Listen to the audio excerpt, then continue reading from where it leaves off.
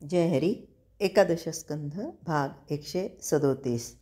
कालपासून आपण 10व्या अध्यायाला सुरुवात केलेली आहे आणि कालच्याही भागामध्ये आपण बघितलं की सद्गुरू हे कसे आहेत, धन्वंतरी रूपाने आपल्या आयुष्यामध्ये येतात, आपल्याला ज्ञान देतात. पण माणसाचं कसं आहे, माणसाला गोड असलेला परमार्थ कडू लागतो आणि विषासारखा कडू असलेला हा विषय तो गोड लागतो. रोग नाहीसा करण्यासाठी भगवत कथेचा काढा दिला तर श्रवणरूप तोंडातील भावार्थरूप दाढा मिटून दातखिळीच बसते.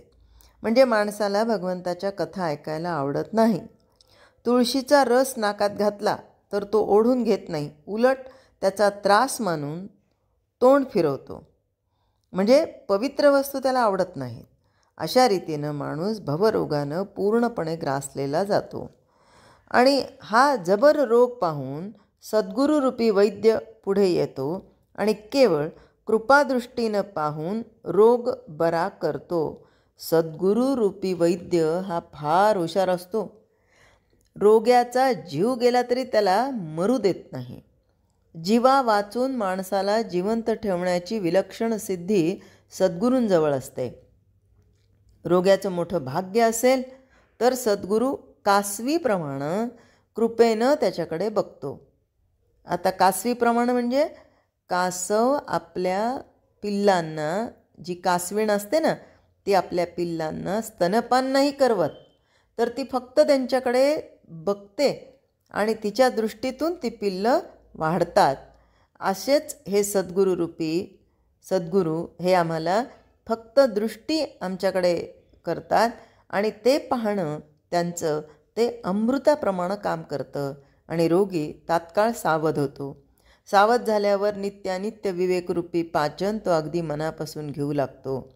अर्थात तेवढ्यानं त्याचा जीर्ण ज्वर नाहीसा होत नाही किंवा क्षयाचा जोर कमी होत नाही, म्हणून सद्गुरू वैद्य त्याला रसायन सुरू करतो.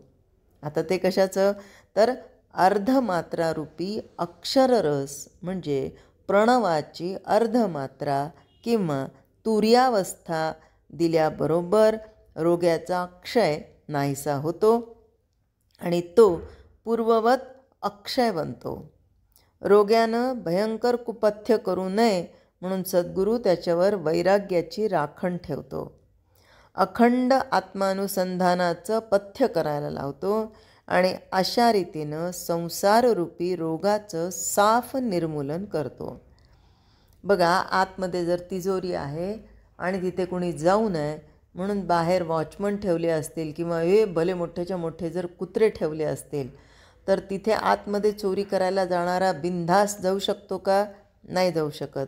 आणि म्हणूनच असा सेक्युरिटी गार्ड त्यांनी ठेवलेला आहे. कशाचा?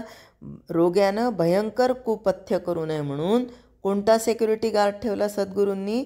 तर वैराग्य हे त्याला राखण ठेवलेलं आहे. आणि मग काय होतं, या ह्याच्यामुळे रोग्याला कोणताही इतर आजार होत नाही किंवा त्रास होत नाही.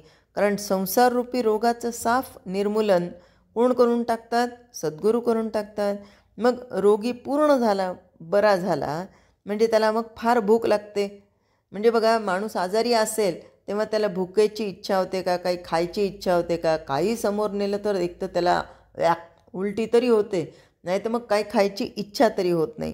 पण जेव्हा त्याचा आजार पूर्णपणे बरा होतो तेव्हा त्याला भूक लागते आणि त्या भुकेपायी तो, आता इथे सद्गुरूंनी कसं सांगितलं की तो रोगी जो सद्गुरूंचा चेला आहे तो मनाच्या लाह्या करून आधाशीपणानं एकदम खाऊन टाकतो. अर्थात 4 वर्णांचे आणि 4 आश्रमांचे हरभरे भाजून त्याचे फुटाणे करतो आणि अहम सोहम गुळाबरोबर ते सगळे खाऊन टाकतो. गुळ साखरेचा भेद न ठेवता कर्माचे लाडू गोड किंवा अगोड न मानता आपल्या इच्छेप्रमाणे तो खातो. मी ब्रह्म आहे या वृत्तीची सुंदर पक्वान्न त्याच्या दृष्टीस पडतात, ती तो तात्काळ खाऊन टाकतो. आता पक्वान्न कोणाला आवडत नाहीत? सगळ्यांना आवडतात. पण या सद्गुरूच्या शिष्याला कोणता पक्वान्न दिसतो, कोणता पक्वान्न खावा वाटतो, तर मी ब्रह्म आहे हा पक्वान्न तो तात्काळ खाऊन टाकतो आणि मायेच्या पाठीमागे लागतो. माया, आता ही माया काय करते, भीतीने पळून जाते. आता तो मायेच्या पाठीमागे लागतो म्हणजे तिला हकलून देण्यासाठी, तिच्यामध्ये गुंतत नाही. त्यांनी मागे आला म्हणून त्याच्या भीतीनेच माया पळून जाते आणि मिथ्यापणानं नाहीशी होते. खरं तर ती मिथ्याच असते, पण आपण तिच्यामध्ये गुंतून तिला सत्यत्वामध्ये आणतो. तेव्हा संसार रोग अगदी नाहीसा होऊन जातो आणि रोगी पूर्ण निरोगी होऊन स्वानंदानं पुष्ट होतो. सद्गुरूंचं हे वर्णन करून नाथ महाराज लगेच म्हणतात की ज्या हुशार सद्गुरू वैद्यांना आपल्यावर उपचार करून पूर्ण निरोगी केलं त्याला शरण जावं असं वाटतं. पण शरण जायला निघावं तर चारी बाजूला एकटा सद्गुरूच दिसतो. शरण जायला मीपणाचं वेगळेपण हवं ना. सद्गुरू होऊन स्वतःला वेगळं पाहिल्याशिवाय शरण जाता येत नाही. पण माझं मी तूपणच नाहीसं झाल्यानं सद्गुरूला भजावं तरी कसं. मी तूपण गेले वाया, ब्रह्मरूप झाली काया, असं होऊन जातं ना. जीवग्रंथी सुटून जे प्रत्यक्ष आत्मस्वरूप होतात असे पूर्णावस्थेत पोहोचलेले पुरुष देखील सद्गुरूची निष्काम भक्ती करतात. मोक्षावस्था सद्गुरूच्या पायापाशी लोळत असते. हे रहस्य फारच थोड्या लोकांना कळतं. सद्गुरूच्या भजनाहून मोक्ष अधिक मानणारे लोक मूर्ख समजावे. आम्ही तर सद्गुरू सेवेनंच भाग्यवान आहोत. सद्गुरू स्तवनानेच आम्ही योग्यतेला चढलो. सद्गुरूच्या कृपादृष्टीनंच आम्ही पूर्ण निरोगी झालो.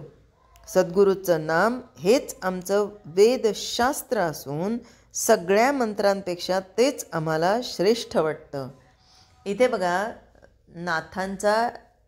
नाथांच्या घरी फक्त पुरणपोळीच्या आशेनं आलेला गावबा, तो रोज पुरणपोळी खायला आवडायची त्याला. मग हळूहळू नाथ महाराजांनी त्याला मंत्र दिला, अरे बाबा भगवंताचं नामस्मरण करत जा. मग कधी रामकृष्ण हरी दिला, कधी श्रीराम जयराम जय जयराम म्हण, कधी ओम नमः शिवाय म्हण. पण तो एकच म्हणत होता. आल्या दिवसापासून काय म्हणत होता, एकनाथ एकनाथ एकनाथ एकनाथ एकनाथ एकनाथ. आणि जेव्हा नाथ महाराज खूप मागे लागले तेव्हा भानुदास एकनाथ भानुदास एकनाथ भानुदास एकनाथ. त्याला काहीही शिकवा, तो फक्त एवढाच मंत्र म्हणायचा. म्हणजेच वेदशास्त्र असून सगळ्या मंत्रांपेक्षा तेच आम्हाला श्रेष्ठ वाटतं असं गावबाच्या दृष्टीने पण होतं. सद्गुरूचे पाय हेच आमचं क्षेत्र असून त्याची संपूर्ण मालकी आमच्याकडे आहे. सद्गुरूच्या पायाचं तीर्थ सगळ्या तीर्थांना पवित्र करतं अशी स्तुती ऐकून सद्गुरू काय म्हणाले, बस बस बस, ही स्तुती आता पुरे झाली. त्यावर नाथांनी उत्तर दिलं की खरोखर तुझी शपथ घेऊन सांगतो, तुझे उदार गुण कितीही वर्णन केले तरी माझ्या मनाची मुळी तृप्ती होतच नाही. आणि तुझं गुणवर्णन करण्याची संधी मला मिळावी म्हणून मी श्री भागवतावर टीका करण्यास प्रवृत्त झालो. संसार रूप हत्तीचा विध्वंस करणारा सद्गुरू जनार्दन, त्याचा मी जय जयकार करतो. त्याला अनन्यतेनं शरण जाऊन त्याच्या चरणांपर्यंत मी पोहोचतो काय, पोहोचलोच. त्याने मला भक्तिमार्ग दाखवला आणि भगवत कथा करायला शिकवलं. मी लिहित असलेली ही भागवताची टीका सद्गुरूच्या कृपेचंच फळ आहे. आणि आपणही ही एकनाथी भागवताची 11 स्कंधाची जी श्रवणभक्ती करतोय, तर ही श्रवणभक्तीसुद्धा आपल्या सद्गुरूंच्याच कृपेचं फळ आहे. अनेक गोष्टी आहेत आयुष्यामध्ये करण्यासारख्या, अनेक गोष्टी ऐकण्यासारख्या आहेत. पण आपल्या सगळ्यांच्या भाग्याने आपले रोजचे 10 मिनिट 12 मिनिट हे आपण 11 स्कंधासाठी देतोय, तर हे काही ही आपली मर्जी नाही आहे.